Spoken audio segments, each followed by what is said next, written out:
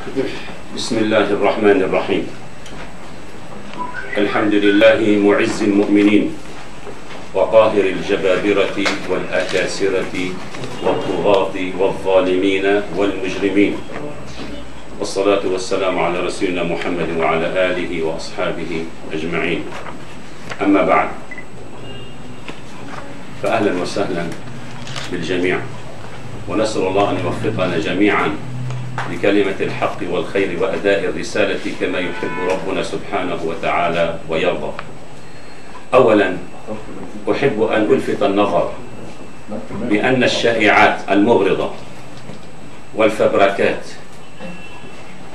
دائما تخرج من الأفاعي التي تحمل السموم، تنفثها من أجل الإيذاء والقتل، وهناك قتل معنوي وقتل مادي. نسمع شائعات كثيرة كاذبة يحاولون أن يحدثوا ضبابية حول الحقائق وحول حقيقة المؤامرة واستهداف كل من يريد أن يدافع عن الحق والحقيقة. ألفت النظر أولا إلى أننا دعونا إلى هذا المؤتمر قبل أن تطور أو يطور الجيش خطوة اتخذها بحق بعض مرافقيه أو ببعض السائقين. فالمؤتمر دعي إليه من أجل أساس الموضوع، فأرادوا أن يشوشوا وأن يهربوا إلى الأمام فوقعوا في الفخ. هذه واحدة. فالشائعات التي يحاول المندوبون وأمثالهم أن ينشروها مستخدمين بعض وسائل الإعلام إذا استطاعوا، هذه شائعات كاذبة. هذا المؤتمر دعي إليه من أجل كرامتنا، كرامة نسائنا، أعراض نسائنا، من أجل إيقاف المخالفين والمرتكبين عند حدهم، من أجل أن نقول لمسؤوليهم كفى، وإلا فقد برهنتم على أن الشبيحة هم الذين يقودونكم. هذه النقطة الأولى. معركتنا الآن هي معركة كرامة، معركة كرامة ومعركة حرمات. تحت غطاء الخطة الأمنية حاولوا أكثر من مرة أن يكسروا كرامة وهيبة الطائفة السنية. القضية لا تتعلق باعتقال فلان أو فلان، هناك مؤامرة على الطائفة السنية، وأقولها بوضوح. يريدون من الطائفة السنية أن تستكين، أن تخضع، أن تستسلم للمؤامرة الإقليمية المعروفة من أجل مصلحة المشروع الصفوي في إيران وبغداد، في طهران وبغداد والقرداحة ودمشق والضاحية. هذه مؤامرة مفضوحة. رأس الحرب في لبنان هم السنة، رأس الحرب السنية في لبنان هي طرابلس. يريدون كسر الطائفة السنية وإخضاع الطائفة السنية، وهذا لن يكون بإذن الله. وأقول بهذه المناسبة لزعماء السنة السياسيين، إن كانوا في الحكومة أو خارجها، إن كانوا في طرابلس أو خارجها، للسياسيين ولهيئة العلماء، إن كانوا في الحكومة أو في المجلس النيابي أو خارج الحكومة وخارج المجلس النيابي، طالما أنهم مواطنون لبنانيون وطالما أنهم من أبناء الطائفة السنية، وأقول لكل الأحرار في كل لبنان، في كل منطقة، من كل طائفة، أقول لهم بكل صراحة ووضوح: لبنان مخطوف، لا نكابر، لبنان مخطوف. جيشنا اللبناني العتيد يراد له ويساق إلى أن يكون على مثال الجيش السوري، يقتل أهله وتقوده الشبيحة. هذا ما يراد له. الجواب عندكم يا قيادة الجيش، عندك أيتها الحكومة اللبنانية، حكومة المصلحة الوطنية أم مصلحة بعض الناس على حساب آخرين؟ هذا بوضوح نقوله.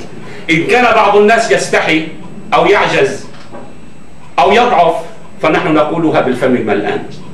هذا لسان كل سني غيور، لسان كل لبناني وطني غيور حتى في داخل الجيش. أنا قلت وأكرر وأقول، وقلنا لقيادة الجيش أكثر من مرة: يا جماعة، هناك اختراقات، انتبهوا. هناك محاولة هيمنة على الجيش، انتبهوا. هناك من يعمل على تسخير الجيش واستخدامه عصا ضد فريق لصالح فريق، انتبهوا. هذا الأمر غير مقبول. لا نقبل أن تعامل طرابلس غير الضاحية.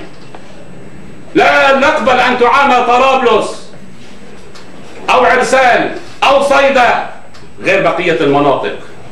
أهل السنة ليسوا أبناء جارية. على الجميع، على جميع المعنيين السياسيين من أبناء الطائفة السنية وغيرهم أن يعلموا هذا جيدا. استيقظت مبكرا فسمعت الصرخات تقول: والمعتصمات. تعودنا أن نتثبت وأن نتأكد، ونحن بإذن الله من أحرص الناس. حتى النظام السوري يعلم بأننا من أحرص الناس على الأمن، حتى أثناء الوصاية هم يعرفون ذلك. ووكلاء الوصاية الآن الذين يسيرون لبنان ويخطفونه يعلمون ذلك. المسؤولون في كل العهود يعلمون ذلك. إذا لماذا كل هذا التشويش بشكل عام على الطائفة السنية، بشكل خاص بحق الشباب الإسلامي، بشكل أخص بحق أبناء التيار السلفي؟ هل لأننا أصحاب كلمة حق؟ دعونا دائما الشباب إلى أن لا ينجروا وأن لا ينزلقوا إلى معركة مع الجيش، ودعونا الجيش إلى أن لا يقتل أبنائه وأن لا يهدر كرامات أبنائه، أن يكون للجميع كما أنه هو من الجميع. هذه الصرخة تزعج بعض الناس. الشيخ الشهاب يهاجم الجيش، أنا أهاجم الباطل والظلم في الجيش وغير الجيش. كما أنني أربي وأمنع وأحجز الشباب حين يخطئ وأخطئه حين يخطئ، كذلك من حقنا بل من واجبنا أن نقول: الجيش ليس الله، والمؤسسة العسكرية ليست ربا يعبد من دون الله. نعم، من حقنا أن نقول ذلك، لأن الجيش يخطئ، وإن لم يحاسب المخطئ في الجيش معنى ذلك بأننا نغطيه لمزيد من الأخطاء ولمزيد من ارتكاب الجرائم. الشيخ أحمد ورفيقه في عكار على الحاجز قتلوا. ماذا حصل؟ إلى الآن ماذا حصل؟ سامر نيجرو في الميناء قتل. ما هي النتيجة؟ خضر المصري في التبانة، شباب في وادي خالد، العطار و7 آخرون جرحوا معه، والعطار قتل من الجيش، وكانوا سلميين فقط لأنهم يطالبون بفك الحصار عن عرسال. هذه هي جريمتهم، وهذا هو دور الجيش، أن يقوم بدور الشبيحة أو الميليشيا. هل هذا هو دوره؟ الشوى في بيروت كيف قتل ولماذا قتل؟ أين الأجوبة؟ حتى بعض المطلوبين، لنقل بأنهم مطلوبون، واجب الجيش أن يوقفهم لا أن يقتلهم، كما حصل مع خالد حميد وغير خالد حميد. وسامر نيجرو حين اغتيل في الميناء قالوا ظنناه بأنه حسام الصباغ. طيب حسام الصباغ مطلوب، طيب تفضل اعتقلوه حاكموه. تقتلونه من وراء الباب، فكان خطأ. وفلان كذلك طلع خطأ، ما أدري بالبقاع ما أدري وين خطأ. وفلان كذلك في عرسال قتلوا. إذا هناك تصفيات. أجيبونا يا قيادة الجيش. إذا كان يرضى الجيش أن يكون عصا وأن تقوده الشبيحة، فهذا معنى ذلك بأن الجيش قد فقد مصداقيته بمعنى الكلمة التام. أجيبونا الشارات الصفراء الحزبية في عبرة التي كانت على عضد ناس يلبسون الزي العسكري. هناك سؤالان في هذا الموضوع، أو سؤال من ألف وباء. إما أن تكون هذه الشارات الصفراء لعناصر جيش، فمعنى ذلك بأن الجيش صار حزبيا ويتعامل بطريقة طائفية، وإما أن هذه الشارات حزبية من حزبيين يلبسون الزي العسكري يقودون الجيش، لأنهم مع الجيش.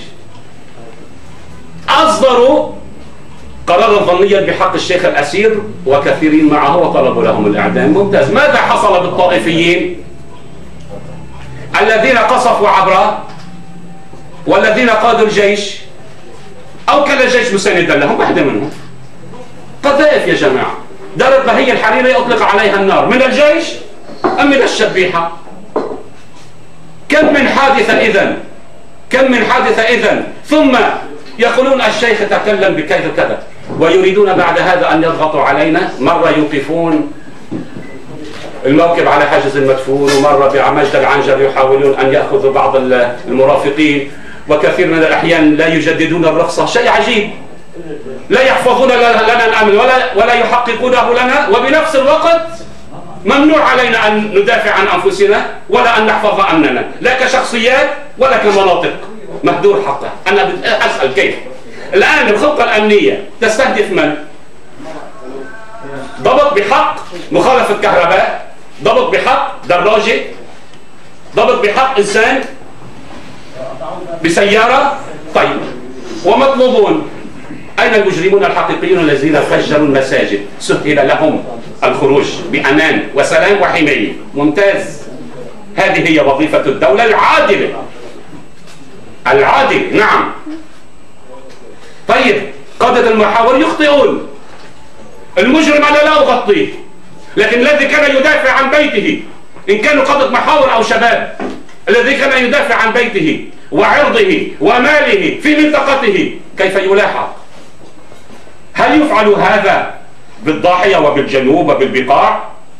إذن هل نحن أبناء جارية؟ لا، نحن أم الصبي، وسنبقى نحن الأسياد رغم أنوف الظالمين والمجرمين. لا نعتدي على الآخرين ولا يمكن أن نقبل اعتداءهم علينا. يجب أن يكون هذا واضح.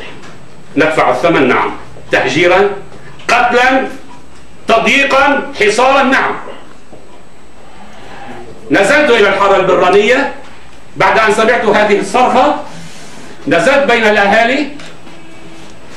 بين الأهالي، سألتهم بشكل مباشر حتى لا يقال أو لا نظن نحن كذلك بأنه يوجد تضخيم. حقيقة قد يوجد تضخيم أحيانا، كما يوجد تضخيم من الآخرين، قد يوجد تضخيم من بعض أهلنا وأبنائنا. نزلت شخصيا غير من أخبرني، من أعرف من الأخوة الثقات وأتأكد.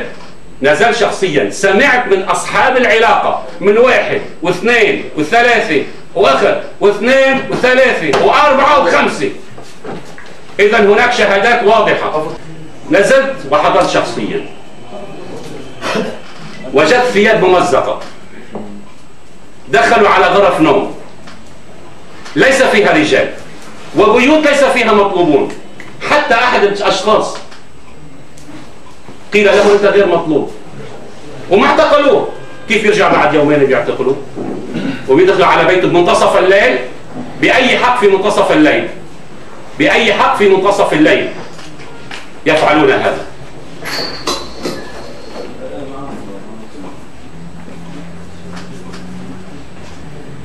أكيد، لا أكيد، يعني صرنا نحن هلا على مثال الدولة السورية، ما عندنا بقى بس بالجيش.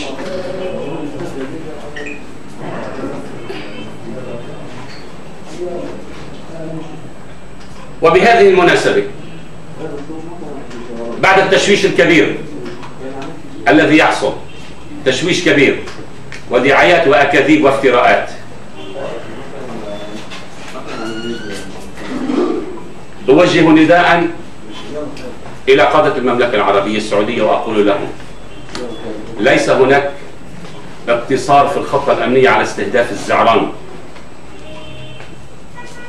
ولا استهداف للمجرمين، بل الاستهداف للطائفة السنية، من أجل أن يخضع الطائفة السنية ضمن مشروع إخضاع أهل السنة في المنطقة، في لبنان وسوريا والعراق ثم بقية المناطق. هذه الرسالة أوجهها بكل تجرد لقادة المملكة العربية السعودية وعلى رأس القادة الحرمين الشريفين وسائر القادة في الخليج والعالم الإسلامي. أنا أقول وأكرر وأؤكد بأن المؤامرة على السنة كبيرة، على جميع قادة السنة إن كانوا داخل الحكومة أو خارج الحكومة، على هيئة العلماء، على كل إنسان غيور أن يبدأ بالدفاع إن كانت من قبل قد قصر عن كرامتنا، عن أمننا، عن حقنا. لبنان مخطوف ويراد منا أن نخضع. لن نخضع بإذن الله مهما كلف الأمر.